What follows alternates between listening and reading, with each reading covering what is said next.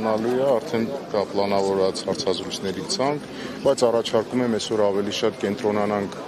այս հարցի շուրջ եւ սպասում ենք պատասխանը եւ մենք անպայման հայտարարությամբ հանդես կգանք։ Ում հետ եք բանակցում, ինչի շուրջ եք բանակցում, կարող եք։ Ես առաջարկում եմ ոտի վրա ինքը այնքան լայն թեմա է եւ ոտի վրա նման հարցերը չենք կարող քննարկենք։ Մինչեւ շաբաթվա վերջ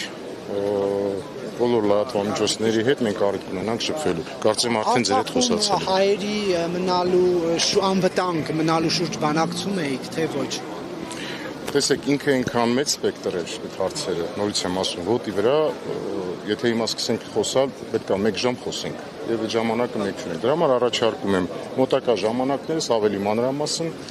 մեծ սիրով կընդունեմ ձեր հրավերը եւ կխոսենք։ Տեսեք, մենք արդեն խոսում ենք, ես պետք է խնդրեմ այնուհանդերձ որոշ փակագծեր բացեք։ Ինչու հնարավոր չեղավ հասնել նրան, որ արցախցիները անվտանգ մնային Արցախում, ինչ էին առաջ քաշում թշնամական կողմից։ Առաջարկները իրենց կողմից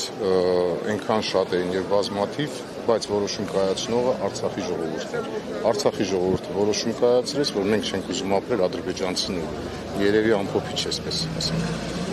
Բայց իրենք ինչ կետեր էին առաջարկում։ Այնքան շատ են, նորից եմ ասում։ Հիմա դուք ինձ ստիպում եք 1 ժամ, ես պետք է խոսեմ։ Դրա համար առաջարկում եմ, այս ընթացքում կհանդիպենք, խոսենք էլի։ Դուք ասուլիս եք տալու։ Այո։ Այս շաբաթվա վերջ ամենայն ավելի։ Բոլորի համար, թե հատուկ։ Բոլորի համար։ Եթե պետք է հատուկ ձեր համար։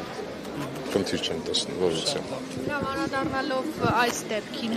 Տիգրան Ուլուբաբյանի։ Այո, տեսեք, ձեր գործընկերները քիչ առաջել են մոտիկացել, հիմա մի քիչ վաղ է խոսենք, քանի որ սպասում ենք, եկեք պատասխանին սպասենք եւ ըստ այդմ մենք մեր հայտարարությունը կանենք։ Անպայման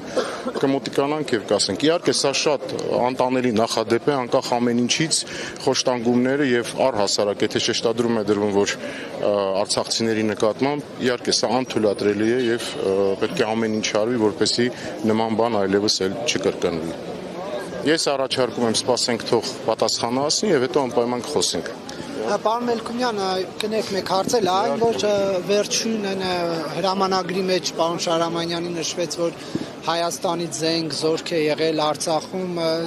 այդ տողը դուք գիտեք, ում առաջարկով է մտցվել այդ հայտարարության մեջ, արդյոք դա չէր վնասում Հայաստան։ Ոչ, ես տեղյակ չեմ այդ հայտարարության տողերից, ես տեղյակ չեմ նման բաներից։ Դուք երբ դուրս եկաք Արցախից։ Ամսի